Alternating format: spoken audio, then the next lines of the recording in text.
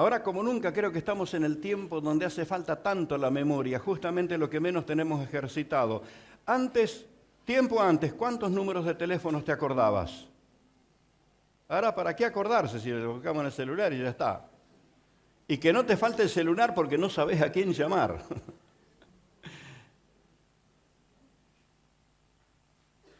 Necesitamos cosas que estimulen nuestra memoria. Y ahí estamos, no sabemos si es el número de documento o el número del teléfono.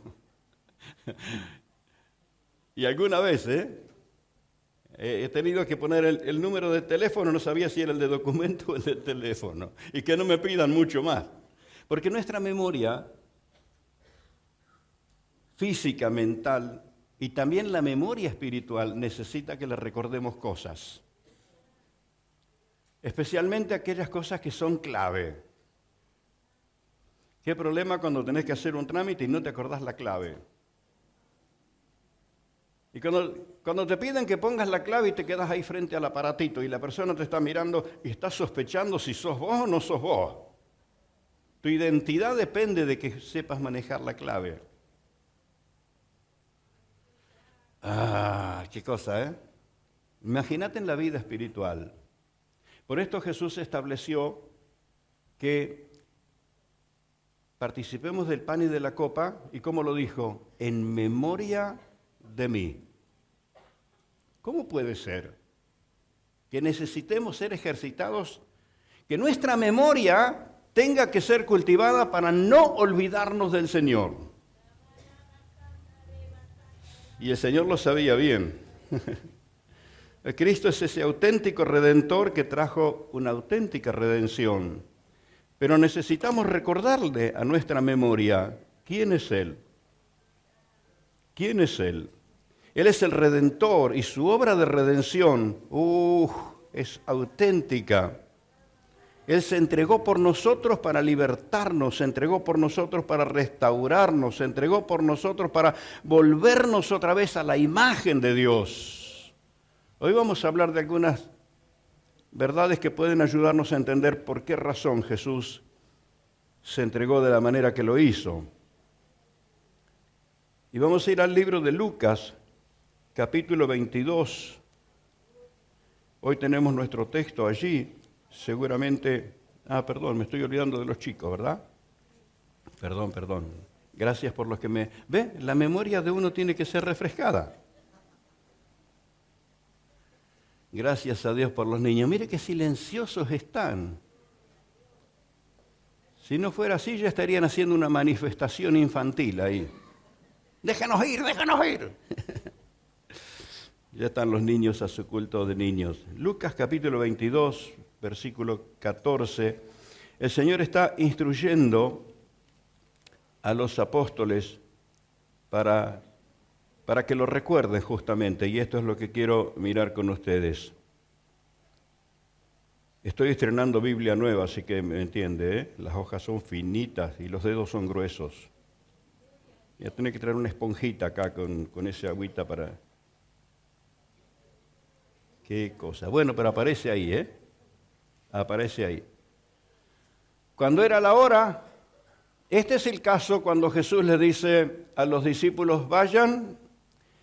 Hay un hombre que va caminando con un cántaro, síganlo y cuando entren en la casa, díganle al padre de familia dónde está el aposento donde hemos de celebrar la cena. Y los discípulos le obedecen, van y encuentran el hombre que va caminando con el cántaro. Lo siguen, llegan a la casa, preguntan y le dicen al dueño de la casa, dice el Señor, ¿dónde está lo que le preparaste? Y yo quiero hacer un alto aquí, en esta historia, porque el Espíritu Santo me enseñó que Él sabe bien cuando hay algo que le preparaste para Él. Lo sabe bien. Y hago así como un paréntesis para contar esta experiencia. Yo estaba orando un día por alguna de esas tantas cosas en las que me meto, y estaba orando y le decía, Señor, esto que estoy haciendo quiero que sea para honra de tu nombre. Y sentí clara la voz del Señor, yo sé cuando alguien hace algo para mí. E inmediatamente, esta situación. Alguien que preparó un aposento alto, un espacio. Me acordaba tanto de esto el día miércoles porque estábamos en Fray Luis Beltrán iniciando la obra, la iglesia que nace en el aposento alto, un primer piso. Y algo así muy parecida, porque el hombre la hizo muy lindo, muy arreglado, la preparó mucho y se dio cuenta que Dios había tomado en cuenta lo que él preparó. Un lugar muy terminadito, muy lindo. Pero aquí estoy orando yo y el Señor me dice, yo sé cuando alguien hace algo para mí. Y me trajo 3 situaciones que están en las Escrituras, clarísimas, una detrás de otra. La primera, ese aposento alto. Estaba preparado para el Señor y estaban en los días de la Pascua, lo que significaba que todo el mundo venía a Jerusalén, todo el mundo quería alquilar, todo el mundo, era el boom. Pero ese hombre lo reservó porque él sabía que esto era para el Señor. Y me trae a la memoria lo del aposento alto. Me trae a la memoria aquel burro con el que Jesús entró en Jerusalén. El que crió el burro no se lo dejó montar a nadie. Estaba en una 4x4 para estrenar. Porque el burro era 4x4, ¿no? Estaba ahí para estrenar. Y de la misma manera el Señor los manda y dice, van a encontrar un asno en tal lugar, tráiganmelo y díganle al dueño que llegó la hora y que el Señor lo necesita. Ahí se lo mandó. ¿Qué pasó con el burro después? No sé. Pero estaba preparado para el Señor. Y Él lo trae en mi memoria. Pero lo que me revolucionó, y no pierdo oportunidad de decirlo, fue aquel sepulcro que José de Arimatea había preparado.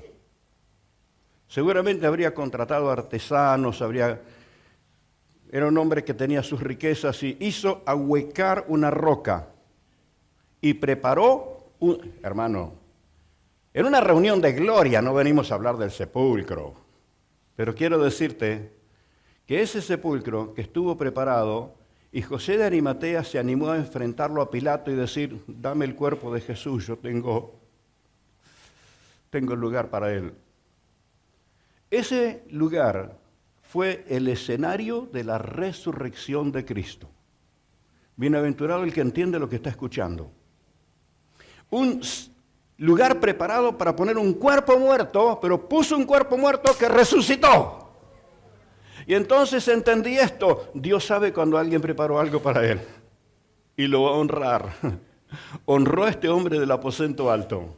Honró al dueño del burro y mirá si lo honró a José de Arimatea. Que el Cristo, nuestro Salvador, resucitara allí dentro de ese espacio que había sido preparado con tanta dedicación. Por eso, lo que haces consagradamente para el Señor, quiero que sepas que el cielo lo ve. El cielo lo ve. Y aquí cuando llegó la hora, ya habían encontrado el lugar, estaba preparado, estaba dispuesto y Jesús se sentó a la mesa y con él los apóstoles. Y les dijo, cuánto he deseado comer con vosotros esta Pascua antes que padezca. Estaba a horas de todo el proceso cruel con lo que finalmente lo crucificaron. Porque os digo que no comeré más hasta que se cumpla en el reino de Dios. Y habiendo tomado la copa, dio gracias y dijo, tomad esto y repartidlo entre vosotros. Porque os digo que no beberé más del fruto de la vid hasta que el reino de Dios venga. Y tomó el pan y dio gracias y lo repartió y dio diciendo, esto es mi cuerpo que por vosotros es dado. Y les dijo, haced esto en memoria de mí. Hoy vamos a comer del pan y beber de la copa. Y quiero que entiendas que, ¿por qué hacemos esto? Porque nuestra memoria necesita que le recordemos una y otra vez que Jesús se entregó por nosotros. Y parece extraño esto, porque ¿cómo te vas a olvidar de Jesús? ¿Cómo te vas a olvidar del Señor? ¿Cómo te vas a olvidar de que te perdonó, de que te restauró? ¿Cómo? Sin embargo, el Señor lo sabía. Mire, a horas de este momento, los discípulos se borraron. Cuando Jesús fue apresado, para ser crucificado, desaparecieron. ¿Quiénes? Los que debieron haber estado con él. Ahora, no tomes el ejemplo evasivo de los discípulos, sino hace lo que Jesús dijo: trae a tu memoria cuánto te amó y cómo se entregó por ti. Tráelo a tu memoria para que no te olvides. Porque ¿por qué hizo Jesús semejante sacrificio?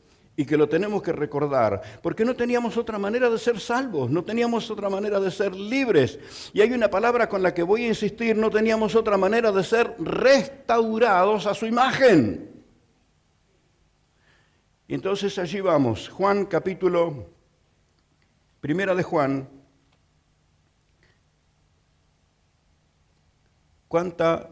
Qué poderosa verdad hay en estos versículos.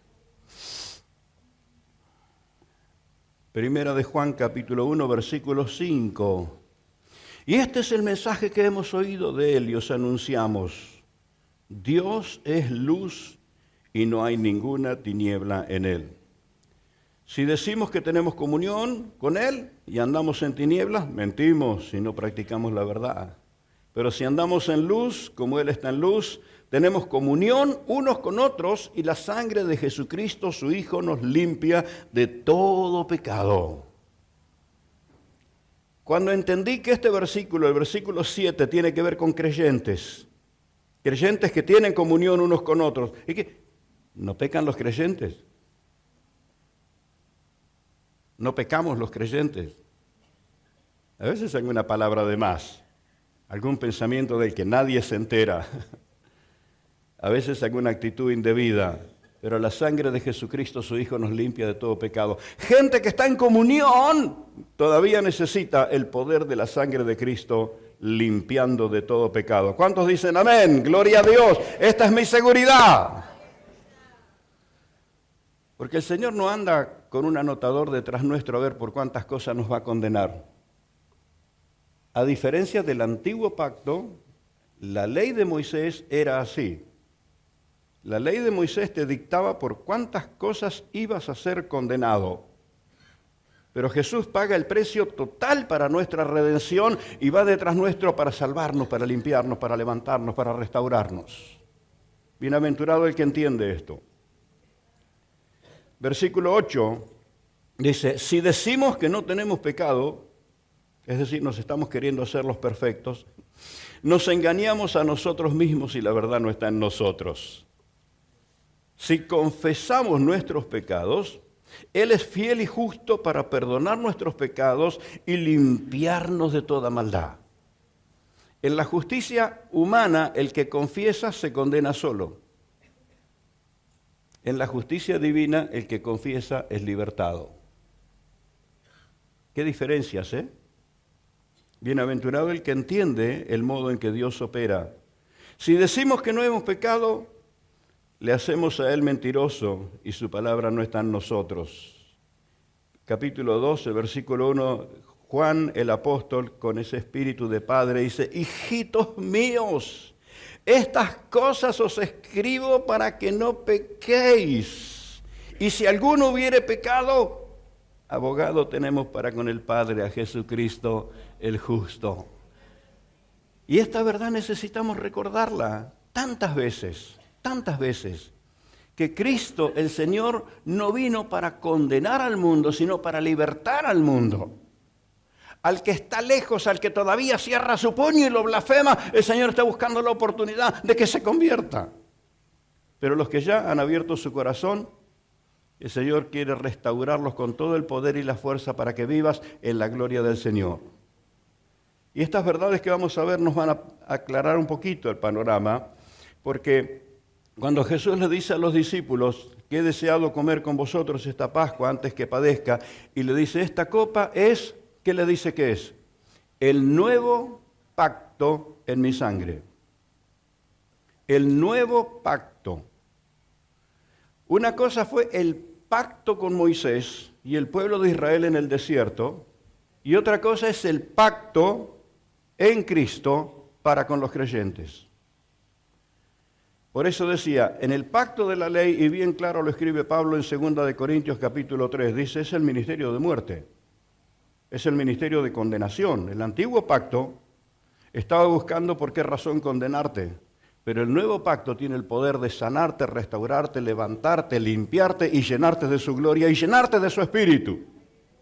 Por esto es necesario traer a nuestra memoria, porque le suceden dos cosas. Por un lado nos olvidamos y por otro lado nos confundimos. Hay conceptos del antiguo pacto muy metidos en la memoria del creyente y le confunden. Pero por eso Jesús quería que le recordemos que Él dio su vida, se entregó por nosotros, porque la realidad del nuevo pacto es diferente. Si bien en la ley de Moisés señalaba el error de las personas, no tenía el poder de sacar a las personas del error. La diferencia en el pacto en Cristo es que tiene el poder de sacarte del pozo, del hoyo, del barro, del fango, del pecado. Estés donde estés, tiene el poder de sacarte de allí. Por eso el pacto en Cristo es nuestra salvación. La sangre que habla mejor que la de Abel, dice Hebreos capítulo 12, versículos 22 al 24. Qué bueno, aparece aquí, Sino que habéis acercado al monte de Sión, a la ciudad del Dios vivo, Jerusalén la celestial, a la compañía de muchos millares de ángeles. ¿A dónde te acercaste? A la congregación de los primogénitos que están inscritos en los cielos, a Dios el juez de todos y a los espíritus de los justos hechos perfectos. No eran perfectos de por sí, fueron hechos perfectos. A Jesús, el mediador del nuevo pacto, y a la sangre rociada que habla mejor que la de Abel. Esa sangre que fue esparcida habla mejor que la de Abel. ¿Qué hablaba la sangre de Abel? Los que han leído el Génesis, cuando Caín mata a Abel, fíjate que la sangre de Abel habla después que su hermano lo mató. En vida, Abel habló de su fe en Dios en la adoración. Pero Caín tiene tanto celo, envidia, y en el campo lo mata, toma una piedra y le parte la cabeza y lo mata a Abel, y derrama la sangre de Abel. ¿Cuál habrá sido el mensaje de la sangre de Abel derramada en tierra? Porque Dios lo llama a juicio a Caín. Así como se suele decir en un dicho, ¿no? Lo cazó de las pestañas. Vení acá. ¿Dónde está tu hermano? Qué interesante que Dios no ignoraba nada, pero le estaba dando la oportunidad de que se arrepienta. Quiero que tomes en cuenta esto, que Dios sabe cuando te equivocaste, pero no viene acusándote, viene preguntándote. ¿Cómo es que no lo sabe? Sí, te está dando la oportunidad para que te arrepientas. Caín, ¿dónde está tu hermano? Dice, ¿qué sé yo? ¿Acaso soy yo guarda de mi hermano? Y recordarás lo que Dios le dijo, ¿acaso no he oído yo la sangre de tu hermano que clama a mí desde la tierra? ¿Qué pedía la sangre de Abel? Clarísimo, ¿qué pedía? Venganza, justicia contra Caín. ¿Estaba mal? No, la sangre de ese inocente que muere de esa manera está pidiendo justicia, está pidiendo que Caín sea ajusticiado. Y por esto Hebreos, el pasaje que leímos recién, nos habla que la sangre de Cristo habla mejor que la de Abel. ¿Cuál es el mensaje de la sangre de Cristo? He sido derramada para redimir, para salvar, para perdonar. No está reclamando condenación, está dictando salvación para todo aquel que le cree. Y esto merece que le des gloria a Dios. Tu memoria tiene que ser refrescada. La sangre de Jesucristo, su Hijo, nos limpia de todo pecado. ¡Gloria a Dios! ¡Aleluya! Yo sé que muchas veces los hermanos piensan esto, en algo tienen razón y tal vez quienes oigan este mensaje digan, el pastor Eduardo es demasiado inocente. No sabe que la gente peca.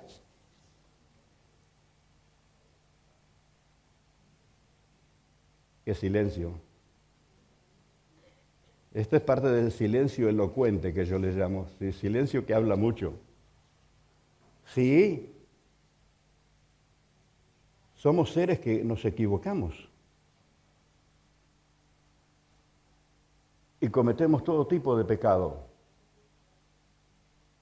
Es más, hay pecados por los que la gente te aplaudiría. Claro, hay actos que pareciera que fueran la moderación de una mente madura, sin embargo es un acto de incredulidad.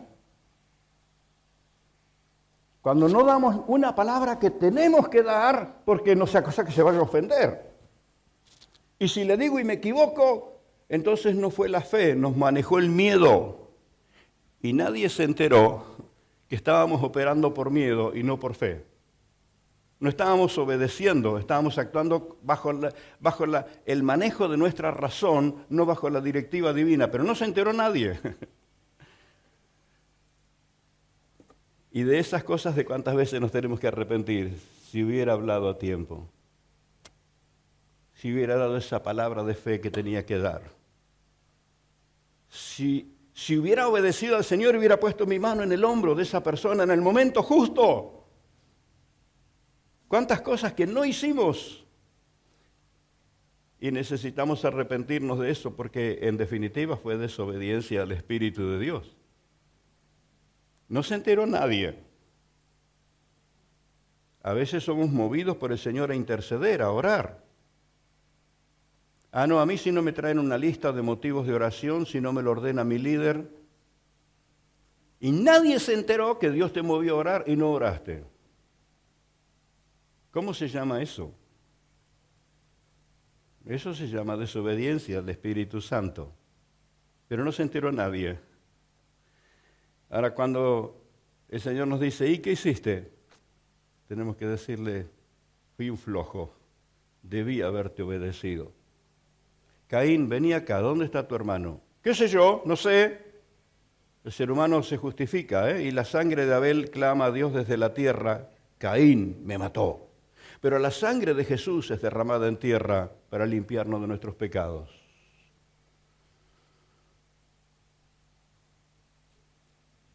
Qué bendición tiene el que cree en el poder de la sangre de Cristo. No vive bajo la culpa, vive en la libertad gloriosa de los hijos de Dios.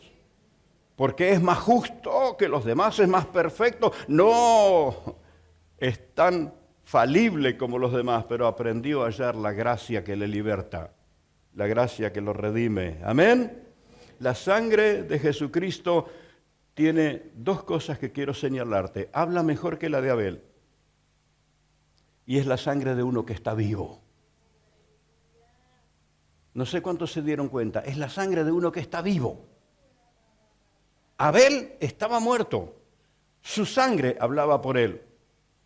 Pero aquí de quien hablamos está vivo. Jesús ha resucitado y la sangre de Jesucristo que nos limpia de todo pecado es la sangre de uno que está vivo. Tiene poder. ¡Aleluya! Fue presentada delante del Padre el precio de nuestra redención. Estamos celebrando el poder de la sangre de Cristo. Por eso traemos a nuestra memoria. Si alguien siente carga de condenación por algo, hoy es tu día de que te libres de esa carga y le des lugar al poder de la sangre de Cristo que nos limpia de todo pecado. Amén. Considerar estas tres verdades nos va a explicar muchas cosas, muchas cosas. Lo primero que vamos a dar una mirada a algo que nos cuesta mucho comprender, porque humanamente no tenemos parámetros para eso, pero es la verdad del Edén, el original como fuimos creados. ¿Qué te imaginas que será haber sido creados a imagen y semejanza de Dios? Obviamente Dios debe ser mucho más lindo que algunos de nosotros. ¿Será alto, será bajo, será gordo, será flaco? ¿Cómo será Dios? Más allá de la apariencia física, Dios nos creó con facultades que nos identifican con Él. ¿Hay errores en Dios? ¿Hay pecados en Dios? ¿Dios se enferma? No, el Edén era un ámbito donde no estaba la muerte, no estaba en el escenario. Era un ámbito sin enfermedad, era un ámbito sin errores. La perfección del Edén No hubo ser humano que la pueda transmitir, aunque hay dos personas que lo saben muy bien. Y son las dos personas que operan sobre toda la tierra, en toda la historia. Por eso Jesús se entregó para redimirnos de lo que pasó en el Edén. Y ya sé, el pensamiento lógico es, yo no estuve en el Edén. Pero sin embargo, lo que pasó en el Edén es lo que te perjudica. Todos los males que encontrás hoy en la tierra son el efecto de lo que pasó en el Edén. Y todos los males que encontrás adentro tuyo son el efecto de lo que pasó en el Edén.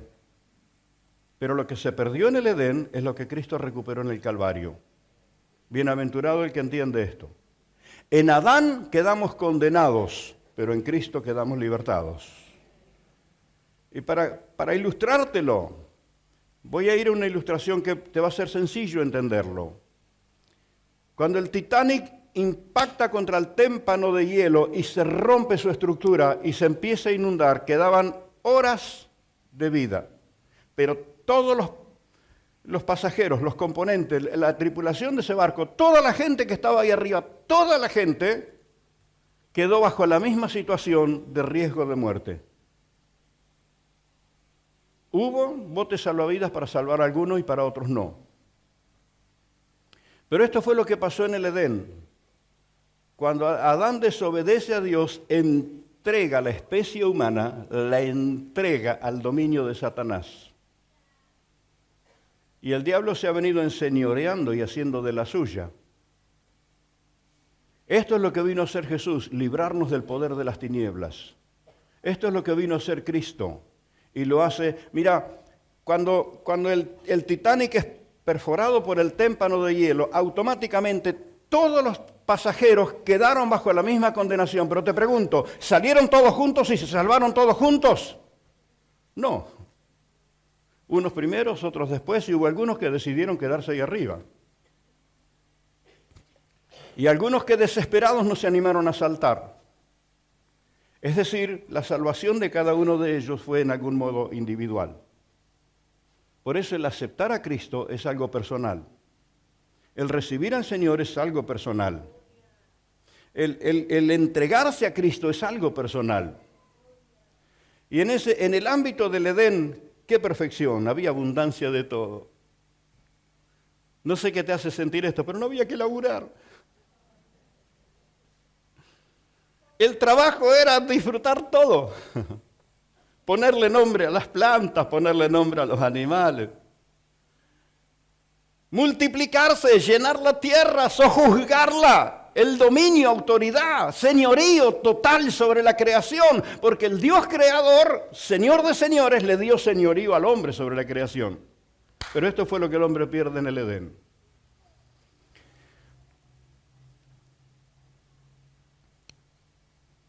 Voy a quedarme ahí. Tengo ganas de seguir hablándole del Edén, pero usted y yo no estamos en el Edén. Estamos con las consecuencias de lo que pasó en el Edén. Ahora, si pudiéramos entender que esto es lo que vino a restaurar Jesús, un ámbito donde la muerte no tenía lugar, donde la condenación no estaba, sí estaba la advertencia, sí estaba el aviso, no toques de ese árbol. Ese no. Mirá, tenés todo, pero de ese no. ¿Y qué fue? A ese. Así es la naturaleza humana. Así es la naturaleza humana. Entonces, un poquito de luz sobre lo que fue el original de la creación en el Edén y sumado a eso la verdad del tiempo presente. ¿Qué me cuenta del tiempo presente? Algunos dicen, todo tiempo pasado fue mejor. Pregunta a los que vivieron en el tiempo pasado. Te va a decir, vos estás en el mejor de los tiempos. No, porque antes sí. Preguntale a los que vivieron en el tiempo cuando no existía la anestesia.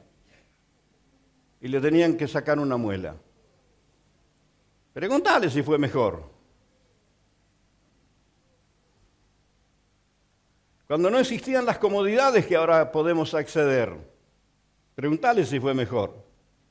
Porque el problema de los males del ser humano no está en el transcurrir de los tiempos, está en un ámbito que fue impregnado de la perversidad. el tiempo de combate permanente entre el bien y el mal, entre el bien y el mal. Presta atención, así curiosamente, cuando hay 2 o 3 personas conversando y uno empieza a hablar de lo que le pasó y el otro suma lo que le pasó también y el otro también. Y mejor que no te dejen hablar porque vos también sumarías la tuya. Hay un chiste que anda por allí cuando en el saludo, ¿qué tal? ¿Cómo andás? Y dice, bien. ¿O querés que te cuente? Mejor déjalo con la primera respuesta. Porque por alguna razón Jesús dijo, en el mundo tendréis aflicción. Mientras vivas sobre esta tierra, vas a enfrentar aflicción. Y no te creas que darle curso a todas las tentaciones del diablo te va a librar de la tensión. No te va a librar de la tensión, de la angustia, te va a llevar a peor condenación. Entonces el Señor lo dijo muy, muy claro, en el mundo tendréis aflicción, pero, y ahí está la diferencia, en el que está abrazado a Cristo. Yo he vencido al mundo. Y para esto apareció el Hijo de Dios, para deshacer las obras del diablo. El diablo cautivó, el diablo encarceló, el diablo distorsionó la verdad de Dios, el diablo nos desfiguró, por decirlo de un modo. Nos quitó, interrumpió la imagen de Dios en nosotros. Pero Cristo, el modelo perfecto, vino para pagar el precio y para restaurarnos a la imagen y a la semejanza de Dios. Y en esto vas a darte cuenta de algo muy sencillo. Antes el cielo te parecía distante. Ahora cuando le adoraste parece que estás en el cielo mismo. Algo ha cambiado. Tu espíritu está siendo desatado. Estás encontrando otra vez ese vínculo que se quebró en el Edén. Eso tan glorioso de participar de su presencia, de su gloria. Así que no hace falta explicar demasiado el ámbito de combate de los días presentes. No hace falta. Al que le preguntes. Cada uno enfrenta sus dificultades, sus luchas, sus angustias, su cansancio, su aflicción. Pero bienaventurado todo aquel que comparte la misma esperanza. Y esta es la gran diferencia. Entonces, la perfección del Edén es algo que en algún modo se perdió, pero es lo que Cristo vino a restaurar. El tiempo presente en el que vivimos es un tiempo de conflictos, de combate, de angustia, porque es la lucha permanente entre el bien y el mal. Ahora, la tercera verdad que quiero mencionar es qué sucede desde la redención en adelante. Antes de que Jesús viniese a la tierra, estaba siendo profetizado. Las generaciones anteriores vivieron bajo la esperanza de que algún día vendría el Redentor. Y ahí sí, vos y yo vivimos en el mejor de los tiempos, porque nosotros creemos en un Redentor que ya vino. En toda la etapa anterior de la historia, hasta que Jesús nace, ellos siglos y siglos y siglos aguardando la llegada del Redentor. Ahora quiero preguntarte, ¿ya te enteraste que vino? Por esto Jesús dijo, hagan algo para refrescar su memoria. Recuerden que ya vine y estoy a un paso de pagar el precio. Tráiganlo a su memoria. ¿Cómo? Bueno, algunos aparatos tenían una perilla que uno podía tocarle el dial a la radio, ahora es todo digital. Pero ¿cómo podríamos tocarnos el dial para sintonizarnos en la onda justa, en la onda perfecta? Porque tenemos una mezcla de, bueno, lo que sufrimos, lo que nos pasa, el ámbito en el que estamos, y como una especie de herencia o de paradigma o de pensamiento religioso muy piadoso, pero que está en la estación anterior y no se sintoniza en el nuevo pacto. Cuando voy a algunos lugares a predicar, les digo, me estoy comiendo las uñas, porque Argentina venía ganando 2-0 y los franceses nos empataron. Y todos me están mirando. Y ahora Montiel va a patear el penal y yo estoy ahí expectante si entra o no entra. Y la gente me mira y alguno tiene ganas de decirme, pero eso ya pasó. ¿No te enteraste que ya pasó? Bueno, lo mismo le digo yo a los creyentes. ¿No te enteraste que Jesús ya se entregó? ¿No te enteraste que derramó su sangre? ¿No te enteraste? ¿Qué hacer para que te enteres? Entonces, por eso el Señor dijo, tráiganlo a la memoria, por favor. Acuérdense. Acuérdense. Porque nosotros no estamos antes de la redención, nosotros vivimos después de la obra de redención. Tenemos acceso a ese logro del Señor Jesucristo. ¿Y qué es ese ámbito de redención? Es un ámbito de esperanza, es un ámbito de fe, es un ámbito de perdón. Si bien el Edén era un ámbito de perfección, el ámbito de la redención, ¿cuántos están en el ámbito de la redención? Si no se tienen que convertir hoy. ¿Cuántos? ¿Cuántos están enterados que estás viviendo?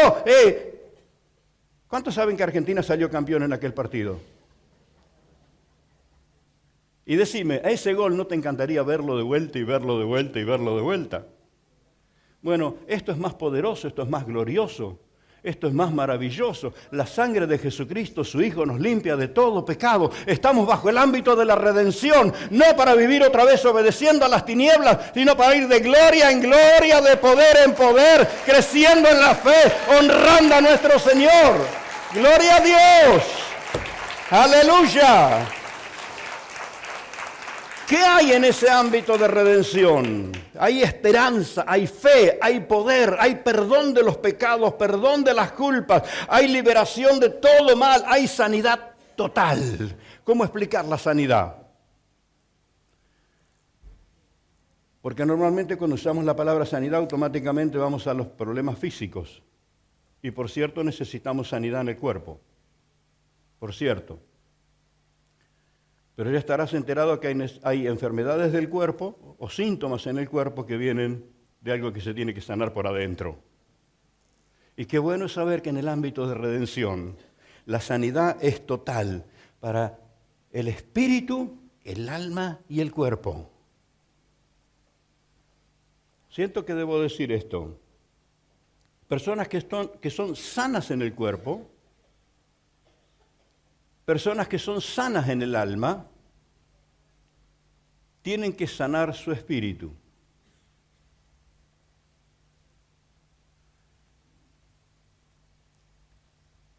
Están agradecidos al Señor por la salud física.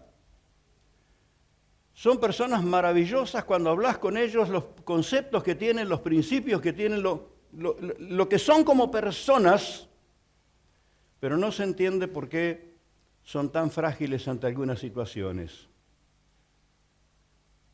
Y tiene que ser sanado su espíritu. Y voy a darte una razón que si no estabas enterado tenés que enterarte. Tu espíritu fue prisionero de muerte eterna hasta el día que fuiste salvo. Y si no te enteraste que Jesús te libertó de la muerte eterna, quiero que te enteres hoy. Cuando aceptaste a Jesús como tu Salvador, fuiste libertado. Pero hasta el día que entregaste tu vida a Cristo, estabas bajo condenación. No se podía pagar con ninguna fianza. Estábamos muertos en delitos y pecados. Más que cadena perpetua, cadena eterna.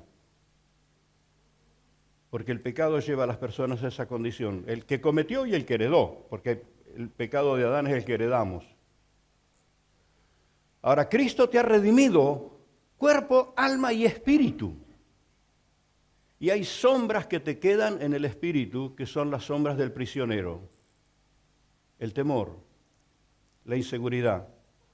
Le crees al Señor, pero no creces en la fe. ¿Cómo puede ser? El ser libre de esa atadura va a hacer que seas un creyente poderoso en la fe. Poderoso en la fe. Yo he contado esto como ilustración, y creo que algunos hermanos lo recordarán, y si no, anótenlo en los récords de los pastores, de las cosas que el pastor cuenta muchas veces. En el lugar donde crecí, como hasta los 11, 12 años, teníamos vecinos, era una colonia en el campo y a 3 cuadras, a 5 cuadras había otros vecinos, y con una familia italiana El vínculo fue mucho más fácil por el hecho de que mi papá venía de una familia de italianos. Y entonces eran muy amigos. Y el lugar del campo donde crecí está a 18 kilómetros del centro de la ciudad de Mar del Plata, así que a muy poquitos kilómetros de donde se desarrolló luego el aeropuerto. Y obvio los aviones llegaban y a veces por esas cosas de coordinación tienen que aguardar su tiempo para aterrizar, así que están dando una vuelta, aguardando el tiempo y pasaban por el campo. ¿Y qué hacíamos nosotros? Toda la familia salía corriendo a mirar el avión, mirá qué grande, le contábamos cuántas rueditas tenía, porque hasta allá pasaban con el tren de aterrizaje listo para aterrizar. Pero esta familia italiana sentía un avión y se tiraban debajo de los árboles. Salían desesperados a su casa y nos contaban como con cierta vergüenza, pero con cierto desconsuelo. Un hombre que era bastante más joven que mi papá, quizás un poquito más grande que mis hermanos mayores, que iban corriendo y se tiraban debajo de la cama, escondiéndose. Para nosotros el ruido de un avión era una curiosidad, para ellos era una amenaza. Y nosotros no podíamos entenderlo eso. En nuestra ignorancia nos reíamos. Pero después de grande, cuando supe la verdad, aquellos hombres, cuando eran chicos en Italia, tras el paso de un bombardero, sintieron el ruido del avión y vieron caer los explosivos. Y no quedó casa, no quedó familia. Los destruyó todo. Y por eso ese ruido que para nosotros era una curiosidad, para ellos era una amenaza. ¿Estaban en el lugar donde había guerra? No, ya no estaban. Pero la impresión que les había quedado adentro. La impresión que les había quedado adentro. Por eso, el que estuvo bajo tortura, a veces malinterpreta una palabra y se siente que lo están torturando.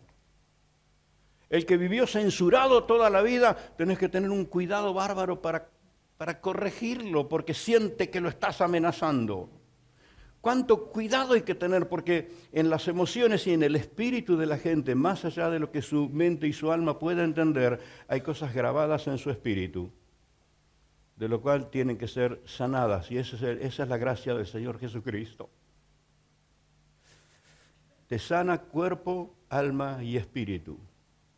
Y lo que estás recordando esta mañana, comiendo el pan y bebiendo la copa, es que su obra es completa para restaurarte. En el Edén fue un ámbito de perfección. Vivís en medio de un ámbito que no tiene perfección. A veces exige perfección, pero cuando entras en el ámbito de la redención, en la verdad de la redención en Cristo, vas a dar estos pasos. Primero, vas a creer en el Señor. De hecho, entiendo que toda persona que está aquí es porque cree. Por lo menos no estoy enterado que a nadie lo trajeron por la fuerza. Mucho menos que lo trajeron amenazado. Si te trajeron amenazado, quiero decirte que es mentira las amenazas. El Señor te estaba esperando para abrazarte. Estamos acá porque creemos. Y muchos han dado el paso de aceptar a Cristo como su Señor. Y ahí está. Uno puede creer en Cristo porque la historia habla de Cristo. Antes de Cristo y después de Cristo. Es imposible negar la llegada del Señor a la tierra. Es imposible negar que alguien llamado Cristo estuvo sobre la tierra. Pero hay una gran diferencia abrir el corazón para aceptarlo como Señor. Hay una gran diferencia. Una cosa es reconocerlo como un personaje de la historia y otra cosa es aceptarlo en nuestra vida. Porque cuando descubriste lo que significa aceptar a Cristo, vas a dar un paso siguiente que a veces no lo distinguimos uno de otro, que es el paso de entregarse. el paso de entregarse al Señor. Cuando lo aceptamos, le dimos lugar, pero cuando nos entregamos es como darle las llaves de todo. A ver, una comparación que puede ser de pronto risueña o torpe. Pero algunas personas van al dentista porque les duele la muela. Y el profesional trata de poner todo el cuidado y de hablarte suave y de buscar, pero al menor dolor te levantaste de la silla y te fuiste. Entonces, ahí está, fuiste, pero no te entregaste. A la menor cosquilla te tomaste el olivo. A la menor cosquilla te fuiste. No, está bueno, mira qué lindo, Dios me ama, cuántos hermanos. No, pero ese me saludó mal. No, el pastor predica largo. Me agarra el hermano fulano y me da así con algún consejo fuerte. Al menor dolorcito. Pero el que está entregado, está entregado. Y se da cuenta que Dios no te está matando, te está curando.